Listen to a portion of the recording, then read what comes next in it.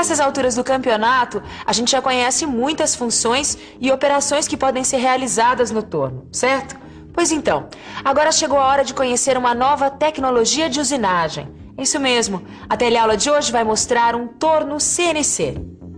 Hoje você vai conhecer o torno CNC, vai descobrir como ele opera e vai aprender um pouco de sua linguagem. E aí, quer saber o que esse torno faz e por que ele é diferente? Eu aposto que sim. Então é só se preparar que a teleaula de hoje já está começando.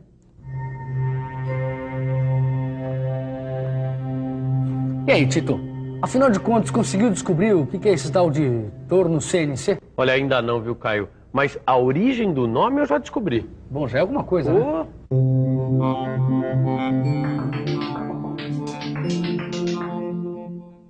A história dos tornos CNC começa depois da Segunda Guerra Mundial, quando a aeronáutica americana resolveu criar uma fresadora mais eficiente para melhorar a produção de seus aviões.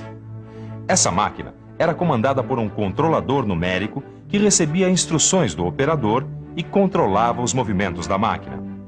Ainda não se tratava de um computador.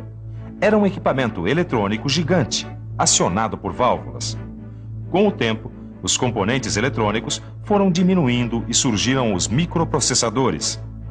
Na década de 70, surgiram as primeiras fresadoras e os primeiros tornos CNC, ou seja, máquinas comandadas por um controlador numérico computadorizado.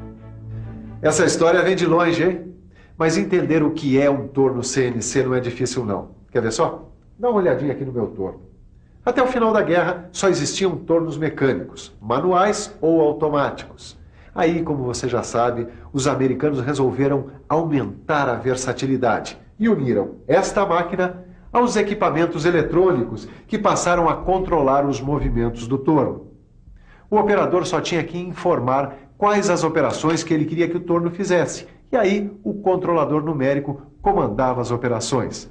O que aconteceu é que o equipamento eletrônico de antigamente se associou ao computador. Daí o nosso torno passou a ser comandado por um controlador numérico computadorizado. Na verdade, os tornos CNC operam com microprocessadores. Esses microprocessadores comandam os diversos motores distribuídos em vários pontos do torno. Esses motores são os responsáveis por todos os movimentos da máquina. E o microprocessador é quem comanda todos eles, seguindo as instruções do operador. Essa peça aqui foi fabricada com a ajuda de um torno CNC. Cada uma dessas faces aqui foi desbastada pela ferramenta do torno. Bom, aí surge uma pergunta importante. Como é que se faz para localizar exatamente o ponto inicial do desbaste? Como é que a ferramenta se desloca até esses pontos? Na verdade, a resposta para essa pergunta não é assim tão difícil. Para localizar os pontos que devem ser desbastados, o comando da máquina se orienta de acordo com um sistema de coordenadas. Mas afinal, o que significa isso? A14. Ih, água. Vamos lá. F2. F2. Pô, cara, assim não dá. Você vai acabar com a minha frota, cara. Você acabou de destruir mais um pedaço do meu hidroavião. Tá pensando que é moleza, meu compadre? Mas sabe o que eu tava pensando? No torno CNC. Como é que será que a máquina consegue levar a ferramenta no ponto exato? Você já parou pra pensar nisso? Parei. E foi por isso mesmo que eu sugeri que a gente jogasse um pouco de batalha naval. Mas que isso tem a ver? Ah, já sei. Sistemas de coordenadas. É isso aí, Tito. Eu estava conversando com o operador e ele me disse que o torno CNC usa um sistema de coordenadas para localizar os pontos que devem ser usinados. Ó, é o melhor jeito de localizar um ponto específico. Nem precisa falar, Caio. É muito fácil. A gente tem dois eixos, ó. Esse aqui é o eixo das letras e esse aqui o eixo dos números. Ó, quando a gente quer dar uma informação que junta os dois eixos, a gente diz que deu uma coordenada, tá vendo, ó? Aí fica fácil de achar o ponto certinho. É isso aí. A gente parte sempre desse ponto aqui, onde os eixos se encontram. Esse é o nosso ponto zero. A partir dele é só contar. Olha só. C3, eixo das letras, eixo dos números. No cruzamento dos dois está o ponto. E eu acabei de pegar mais um submarino seu. Tá bom. Chega de batalha naval. Vamos ao que interessa. O sistema de coordenadas do torno CNC não é exatamente assim. Mas a base é a mesma. O torno CNC opera com um eixo chamado X e outro chamado Z. É claro que as distâncias não são contadas em quadradinhos, e sim em unidades de medidas, como um milímetro. Mas tem uma coisa, Caio. No jogo de batalha naval, a gente começa a contar os quadradinhos a partir do ponto zero. Certo. Ou seja, da onde os eixos se encontram. E no torno? Será que no torno é a mesma coisa? Não, é claro que não é a mesma coisa. No sistema de coordenadas dos tornos CNC, as distâncias vão ser sempre medidas a partir do zero peça. O zero peça é o ponto a partir do qual são medidas as distâncias nos eixos x e z. O zero peça é sempre um ponto do eixo z, que é chamado eixo de simetria da peça. Teoricamente, pode ser qualquer ponto sobre esse eixo. Tanto faz se ele estiver na face esquerda ou na direita da peça. O importante é que, uma vez escolhido o zero peça, você se mantenha fiel a ele, porque é a sua localização que determina todas as coordenadas dos pontos da peça que vão ser usinados. É isso aí. Como você pôde ver, é no zero peça que começam os dois eixos, tanto o X quanto o Z. Repare nessas setas aqui. Elas indicam a orientação dos eixos. Se a gente caminhar para a direita sobre o eixo Z, a gente vai estar percorrendo o sentido positivo desse eixo. O mesmo vale para o eixo X. Se a gente for para o lado de cima, as coordenadas são positivas. Para baixo, são negativas.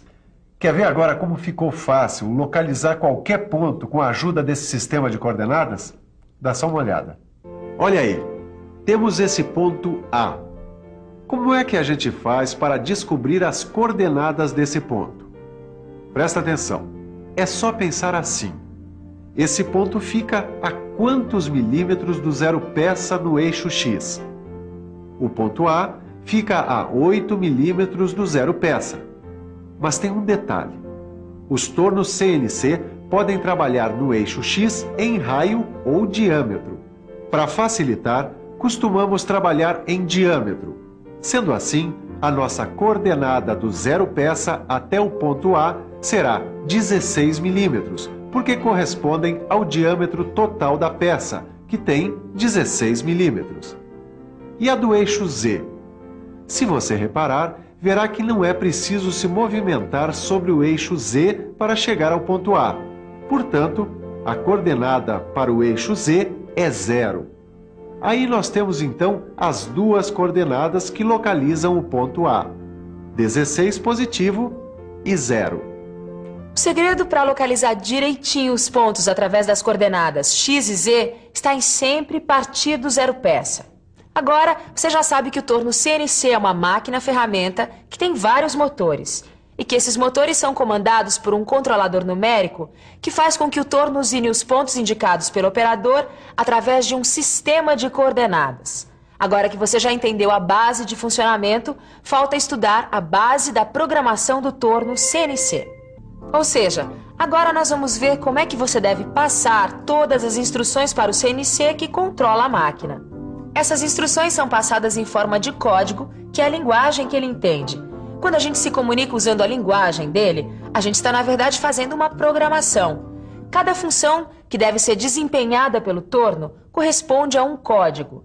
E vários desses códigos começam com a letra G. Daí muita gente chama a linguagem das máquinas CNC de linguagem G. Mas o nome técnico da linguagem, na verdade, é linguagem ISO.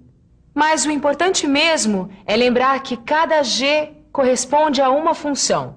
E no monitor da máquina, essas funções são agrupadas em linhas chamadas de blocos. Cada bloco é fechado pelo sinal característico do comando. Tito, você está entendendo isso aqui? Olha, mais ou menos, Caio, mas eu acredito que a gente consiga.